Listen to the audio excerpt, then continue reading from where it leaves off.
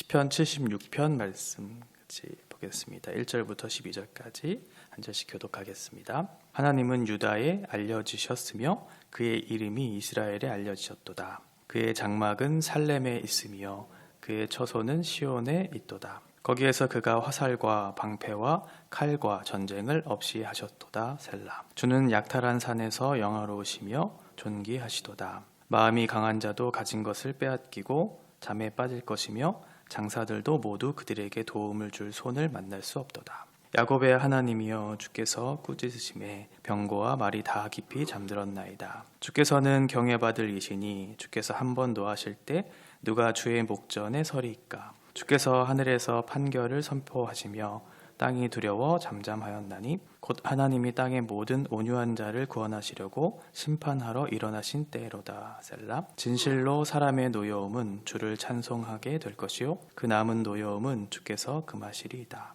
너희는 여호와 너희 하나님께 서원하고 갚으라. 사방에 있는 모든 사람도 마땅히 경외할 이에게 예물을 드릴지어다. 그가 고관들의 길을 꺾으시리니 그가 세상의 왕들에게 두려움이시로다.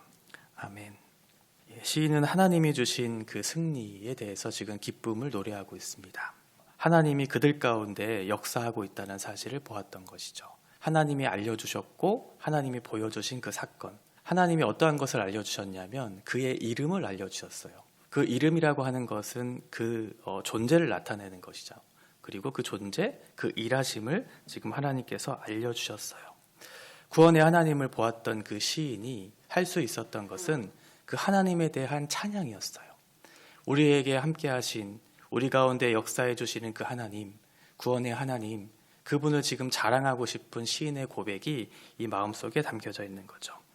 1절에 보니까 하나님은 유다에게도 알려주셨고 그의 이름이 이스라엘에게도 알려주셨다, 이렇게 얘기하고 있어요.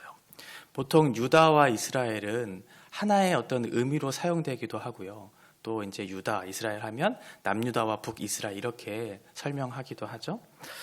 솔로몬 이후에 나라가 갈라진 어떤 사건들, 그래서 전쟁으로 인해서 분열된 그것이 다시 하나 되기 위한 어떤 하나님의 마음을 표현한 것일 수도 있고요.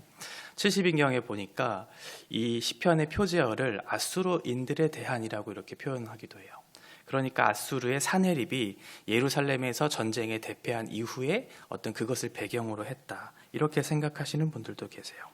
어쨌든 그 전쟁을 승리로 이끌어 주신 그 하나님에 대한, 우리를 구원하신 하나님에 대한 노래를 하고 있는 것은 동일하죠.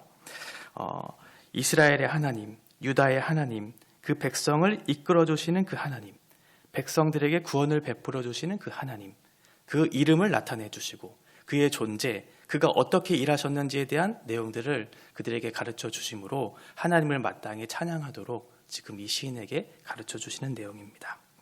그의 장막은 살렘에 있으며 그의 처소는 시온에 있도다, 이렇게 얘기하죠. 그의 장막, 또 그의 처소, 이것은 동일한 말이죠. 그의 장막은 살렘, 그리고 시온. 시온도 살렘도 이것도 동일한 말이거든요. 그러니까 예루살렘을 시온이라고 우리가 보통 표현하잖아요. 그러니까 시온과 지금 살렘이 하나님의 동일한 그런 말을 반복하면서 이곳이 하나님의 임재가 있는 그런 장소라는 것을 지금 얘기해주고 있죠. 1절에 나타난 그 구원의 하나님, 그 영광스러운 하나님께서 우리와 함께 하고 있다, 이것을 지금 알리고 싶은 거예요. 그 하나님이 과연 어떠한 하나님이시길래, 그분께서 과연 어떠한 일을 했길래 지금 시인이 이토록 그 하나님을 나타내 보여주고 싶은, 자랑하고 싶은 마음이 생겼을까요? 3절에 보시니까 거기에서 그가 화살과 방패와 칼과 전쟁을 없이 하셨도다. 거기라고 하는 것은 이제 어떤 군대가 예루살렘으로 쳐들어오는 그 지역이겠죠. 그곳에서 하나님께서 화살과 방패, 칼과 전쟁을 없이 하셨다. 하나님께서 그곳 가운데 개입해 주셔서 막강한 그들의 군사력을 무력화하시는 그 하나님. 하나님은 전쟁을 굉장히 싫어하시죠. 하나님은 전쟁의 방식으로서가 아니라 서로 다투고 그렇게 경쟁하고 하는 그런 관계가 아니라 새로운 방식으로 하나님의 평화를 이루어 주시고 싶은 하나님이시죠. 그런데 지금 강력한 군사력을 하나님께서 무찌르시는 그 모습을 보면서 이제 하나님께서 어떠한 그 광경을 보면서 참지 못하시는 그런 상황이 있었던 것 같아요. 살렘과 시온, 이곳은 하나님의 임재가 있는 그런 것이니까 어떤 전쟁의 이미지와는 다른 그런 이미지를 우리가 살펴볼 수 있겠죠. 그러면 하나님의 관심이 전쟁이 아니라는 것을 알게 하시고 하나님의 방식은 따로 있다는 것을 우리가 이 말씀을 통해 살펴볼 수 있을 거예요. 그 곳은 3절에 얘기하고 있는 것처럼 화살이 없고 칼이 없고 전쟁이 없는 그런 곳. 하나님의 관심은 이곳에 없어요. 하나님의 관심은 억압받는 당신의 구원 받아야 될 백성들이 두려워 떨고 있는 그들의 백성들을 구원하시기 위한 그런 목적이 있는 것이지 어떠한 전쟁을 통해서 당신의 일을 나타내기를 기뻐하시는 분은 아니세요. 그런데 어떤 문제가 있어서 이렇게 하나님의 그런 전쟁의 이미지를 도입해 주시면서까지 지금 일하고 계시는 그런 상황이죠. 4절 보니까 주는 약탈한 산에서 영화로우시며 존귀하시다. 구체적으로 어떠한 일을 하셨냐면 약탈했다는 것은 전쟁하면 상대편의 전리품을 이렇게 빼앗잖아요. 그러면 전리품들이 굉장히 많이 쌓이겠죠. 그 약탈한 산의 이미지는 그만큼 전리품이 많이 쌓인, 그러니까 어떤 강력한 군사력으로 다른 사람들의 것을 빼앗은 그런 이미지를 우리가 이 말씀을 통해 볼 수 있는데 그 전리품과는 비교할 수 없는 하나님의 영광과 존귀가 그 가운데 나타났다는 것을 보여줘요. 이 약탈한 살의 이미지는 서로를 이렇게 먹잇감으로 그렇게 생각하면서 서로 노리고 있는 그런 이미지잖아요. 그러니까 그곳에는 무엇이 가득할까요? 폭력으로 가득한 곳이겠죠. 서로 잡아먹으려고 하는 그런 폭력이 가득한 곳. 이곳에는 그 강한 자들의 영광이 자신의 폭력으로 나타나는 영광이 가득한 것 같지만 사실은 하나님께서는 그 모든 것을 억누르시고 그들의 방식을 다 무찌르시고 하나님의 준엄한 그런 방식이 어떠한 것인지를 나타내심으로 그들의 영광을 다 사그러뜨리고 무력하게 하실 것이다. 이렇게 말씀하고 있는 것이죠. 그러니까 하나님의 방식이 임하면 어떻게 되겠어요? 그들이 추구했던 모든 방식들, 모든 것들이 다 무너지는 것들이 이제 나타나겠죠. 그것이 무엇이냐면 5절과 6절에 나타나는 거죠. 5절에 보니까 마음이 강한 자, 이 사람들이 가진 것을 다 빼앗았대요. 약탈한 것들, 그들이 자랑 삼았던, 영광 삼았던 전리품들, 그들의 강력한 힘들, 이런 것들을 하나님께서 다 빼앗으시고 잠에 빠지게 할 것이다. 이것은 죽음을 상징하는 것이거든요. 그들을 무찌르시겠다는 그런 하나님의 강한 표현이 드러나고요. 두 번째 보니까 장사들도 모두 그들에게 도움을 줄 손을 만날 수 없도다. 장사들은 굉장히 힘이 강한 사람들이잖아요. 그들이 의지했던 것은 자신이 가지고 있었던 육체적인 어떤 힘이겠죠. 그런데 그들이 가지고 있는 육체적인 힘, 그의 손의 도움을 받을 수 있었던 그 힘도 하나님 앞에서는 무기력해질 것이다. 이렇게 얘기하고 있고요. 6절에 보니까 야곱의 하나님께서 주께서 꾸짖으심에 병과 말이 다 깊이 잠들 것이다. 뿐만 아니라 그들이 의지했던 군사력도 하나님 앞에 다 잠들게 될 것이다. 무력해질 것이다. 이렇게 얘기하고 있죠. 그들이 자랑 삼아 했던 것이 무엇이었냐면 마음의 교만함이었어요. 또 하나는 그들이 가지고 있었던 육체적인 힘이었어요. 또 하나는 외부적인 군사력에 의지해서 자신의 영광을 드러내려고 했었던 그 모든 것들이 그들의 방식은 그런 것이었는데 하나님의 방식이 들어오니까 그 모든 것들을 무기력하게 하시는 하나님의 일하심을 보게 된다라고 하는 것이죠. 그러니 우리가 누구를 경외하면서 두려워하면서 따라야 되는가? 주님만을 두려워해야 된다는 거예요. 그들은 강력한 군사력을 가지고 있어서 우리를 두렵게 하고 떨게 하지만 정말 우리가 두려워할 것은 그것이 아니라는 거예요. 주께서는 경외받을 이시니 주께서 한번 노하실 때 누가 주의 목전에 서리이까. 마음이 강하고 장수들이 가지고 있었던 힘, 군사력 이런 것이 우리의 두려움의 대상이 아니라 모든 것을 꾸짖어 멸하실 수 있는 그 하나님 앞에 우리가 정말 두렵고 떨리는 마음으로 서야 된다라고 하는 것이죠. 하나님께서 한번 노하시면 누구도 그 앞에 설 수 없기 때문에 그래요. 정말 우리의 두려움의 대상이 누구인가 생각해 봐야 되겠죠. 우리가 두려워하는 그 대상에 있으면 우리는 그 두려움의 대상에 종노릇하게 돼요. 매이게 돼요. 그래서 그것에 두려움에 떨면서 그 사람의, 그 대상의, 그 물건의, 그 가치에 종노릇하면서 눈치 보면서 어떻게 하면 내가 저 사람의, 저 물건의, 저 가치에 만족을 드릴 수 있을까라고 하면서 거기에 매여 살게 되지만 하나님을 두려워하면 어떻게 될까요? 하나님께 매이면 어떻게 될까요? 다른 것으로부터 자유할 수 있겠죠. 세상의 권력이 나를 그렇게 부딪히고 나에게 그렇게 온다 할지라도 그것에 떨며 두려워하지 않을 수 있겠죠. 담대할 수 있겠죠. 하나님 앞에 선 사람들, 하나님의 사람들은 이 세상이 이길 수 없는 담대함을 가지고 있어요. 왜냐하면 그것으로부터 우리는 자유했으니까. 세상의 권력이 나를 옥죄이려고 하고 나를 두렵게 하는 세상의 권력이 나를 그렇게 무시하고 나의 존재를 억누르려고 할 때 내가 정말 두려워할 대상이 누구인가를 발견하게 된다면 그것에 얽매이고 그것에 종노릇하며 살지 않겠죠. 우리가 이 세상 속에 있는 모든 가치와 방식에 타협하는 이유가 무엇이냐면 그것이 두려우니까 그런 거죠.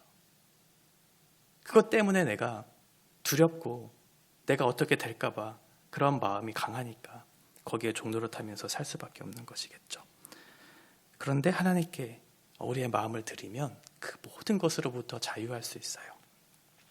8절 보시면 주께서 하늘에서 판결을 선포하시며 땅이 두려워 잠잠하였나니 이제 그 모든 것들을 보시고 견디지 못한 거죠.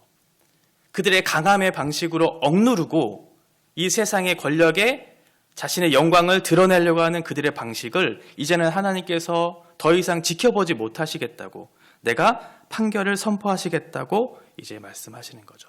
쉿, 너희 조용해. 이제 내가 말할 거야 라고 하면서 하나님이 그 판결을 준엄하게 내리시겠다는 그런 표현이 8절에 얘기하고 있어요. 왜 하나님께서 그렇게 진노하시고 왜 그 심판 판결을 내리실까요? 그 이유는 딱 하나예요. 9절 이렇게 노하시고 판결하시는 이유는 하나님이 땅의 모든 온유한 자를 구원하시려고 하는 거죠. 당신의 거룩한 백성들이 그들의 핍박과 억압 앞에 짓눌려 있는 그 모습을 보면서 하나님이 견디시지 못한 거예요. 그래서 전쟁의 이미지를 사용하시면서까지 당신의 그 모습을 그렇게 세상 속에 드러내고 그 백성들이 억압과 착취 속에 고통하는 것들을 구원하시기 위해서 당신의 방식을 이 세상 가운데 나타내 보여주시는 거죠. 여기서 온유한 자라고 하는 것은 이 히브리어 아나브라고 하는 것은 억압받는 자, 짓눌려 있는 자 이런 사람들이거든요. 그러니까 세상의 사람들은 강함의 방식으로 그들을 억누르고 짓밟고 있는데 지금 이 온유한 자, 하나님의 사람들은 악을 악으로 갚지 말고 않고 선으로 그들에게 지금 대하고 있는 그 사람들이에요. 맞서 싸우지 않고 있어요. 그러면 강한 자들이 그 사람들을 보면서 어떻게 생각할까요? 아, 좋은 먹잇감이구나 라고 생각하면서 그 사람들을 계속 괴롭히겠죠. 그런데 이 사람들은 맞서 싸우지 않아요. 그래서 하나님께서 그들을 대신해서 지금 싸우시겠다는 거예요. 하나님께서 그들 편에 서서 그 강한 자들과 함께 싸우시겠다고, 그래서 그들을 구원하시겠다고 말씀하고 있는 거죠. 진실로 사람의 노여움은 주를 찬송하게 될 것이다. 그 남은 노여움은 주께서 금하시리이다. 그래서 그들의 결국이 어떻게 될 것이냐면 그들이 자랑 삼아 했던 강력한 그런 힘의 방법들이 그 분노가 결국은 하나님을 찬송하게 되게 하는 도구가 될 거라고 얘기하고 있어요. 그 분노의 방식으로 자신들이 이기려고 노력해 봤는데 그것이 아니라 오히려 그것을 통해 하나님의 전능하심과 하나님의 그 은혜로우신 그 성품들이 나타나서 결국 그들로 하여금 하나님이 어떠한 분이신지를 나타내는 귀한 도구가 되어서 결국 하나님을 찬송하게 될 것이라고, 하나님의 영광이 드러나는 자리가 될 것이라고 그렇게 말씀하고 있죠. 이 심판이라고 하는 날, 우리가 알고 있는 여호와의 날, 이 여호와의 날은 두 가지 분류로 나누잖아요. 하나는 준엄한 심판의 자리가 있는 자리가 되기도 하고 어떠한 사람에게는 그것이 구원의 자리가 되기도 하는 그런 날이죠.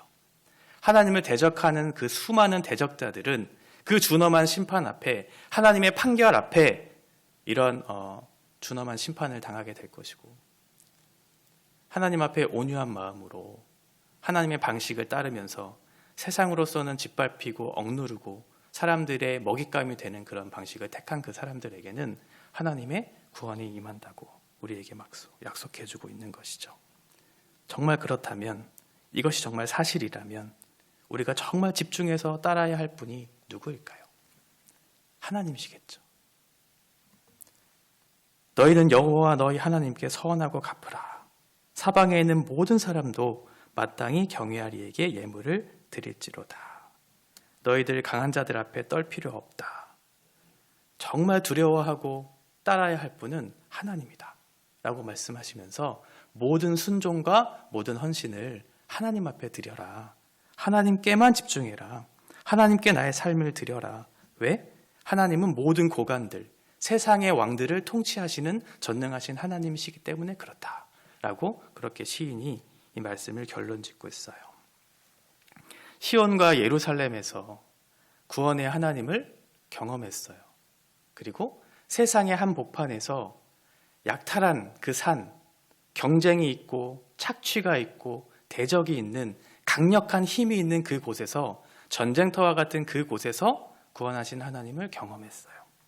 그리고 이 세상 모든 우주 만물, 모든 왕들을 다스리시고 통치하시는 그 하나님을 시인은 경험했죠. 그 하나님을 지금 자랑하고 싶은 거예요. 비록 나는 이 세상 속에 세상의 방식으로서는 나의 존재를 인정받지 못하고 때로는 누군가의 먹잇감이 되기도 하고 때로는 누군가의 무시를 당하면서 살지만, 그럼에도 불구하고 그들과 맞서 싸우지 않고 하나님 앞에 나의 삶을 온전하게 드릴 때 하나님께서 대신 싸우시고 계시다는 사실을 경험하고, 그로 인해서 구원의 하나님, 그 영광의 하나님을 맛보게 될 것이라고 시인이 얘기하고 있는 것이죠. 하나님께서 우리에게 이러한 승리를 가져다 주셨어요. 그 승리 안에는 여러 전리품들이 있겠죠? 우리에게도 여러 가지 전리품들이 있어요. 하나님이 주신 구원의 선물들이 있어요. 그러면 구원의 선물을 가져다 주신 하나님 앞에 우리가 어떠한 삶을 살아내야 될까요? 그 전리품을 우리가 생각하면서 전리품에 매이면서 그 전리품을 쫓아 살아가는 것이 아니라, 그 전리품을 주신, 구원의 승리를 가져다 주신, 우리에게 구원의 영광을 가져다 주신 그 하나님 앞에 우리의 순종과 헌신의 삶을 드려야 되겠죠. 승리가 끝이 아니기 때문에 그래요. 승리를 주신 하나님 앞에 우리의 삶을 드리는 것으로 이렇게 나타나는 것, 이것이 결국은 하나님이 우리를 부르신 일이겠죠. 구원의 하나님을 즐거워하고 또 세상 속에서 일하시는 하나님을 즐거워하고 모든 만물과 세상을 통치하시는 그 영광된 하나님을 찬양하면서 억눌리고 짓밟힌 우리를 구원하신 하나님을 다른 사람들에게 알리면서 이 세상을 살아갈 때 이 시인과 같은 고백을 할 수 있을 거예요. 지금 시인은 구원하신 하나님을 자랑하고 싶어서 견디지 못한 마음이 있었던 것 같아요. 1절부터 3절까지의 내용처럼 우리의 하나님은 이러한 분이시라고, 강한 자들, 칼과 방패로도 대적할 수 없는 전능하신 하나님이시라고. 그런데 그분이 이기시는 방식은 힘으로서가 아니라 당신의 그런 영광된 능력으로서, 당신이 이 세상의 통치자로서, 우리를 구원하신 하나님의 사랑의 하나님으로서 이 세상 가운데 당신을 나타내는 그 방식을 취하셨다는 것을 기억한다면 그 하나님을 신뢰하지 못할 이유가 우리 안에는 없겠죠. 그 구원하신 하나님을 즐거워하고 오늘도 그 구원하신 하나님을 다른 사람들에게 증거하면서 마음껏 자랑하는 그런 하루의 삶이 우리 가운데 있었으면 좋겠습니다. 기도하겠습니다. 세상은 힘으로 이 세상을 다스리려고 그렇게 노력합니다. 그러나 하나님께서는 당신의 방식으로 당신의 영광을 나타내 주십니다. 당신이 어떠한 존재이신지, 어떠한 일을 기뻐하시는지 우리 가운데 나타내 보여주십니다. 그래서 우리와 같은 인생들, 때로는 세상의 먹잇감이 되도록 그렇게 연약한 가운데 있는 우리들을 대신해서 싸우심으로 당신의 구원의 능력이 어떠한 것인지, 구원의 목적이 무엇인지, 우리를 구원하시고자 하시는 하나님의 마음이 무엇인지를 드러내 주십니다. 세상 속에 우리가 담대하지 못한 것은 세상에 있는 권력이 너무나 무서워서, 하나님 대신 그것이 더 두려워서 그 안에 타협하는 모습들이 나타납니다. 우리가 정말 두려워해야 할, 우리가 정말 경외해야 할, 또 주님을 따라야 할 그 대상은 하나님이십니다. 하나님께서 우리의 모든 인생의 주관자 되어주시고 이 세상을 통치하시는 하나님이심을 저희들이 기억하면서 세상 속에 담대하게 주님의 방식을 따르는 저희들 될 수 있도록 인도해 주시고, 구원의 하나님을 즐거이 노래하면서 다른 사람들에게 그 구원의 하나님을 전하면서 살 수 있도록 우리 가운데 은혜를 베풀어 주시옵소서. 예수님의 이름으로 기도합니다. 아멘.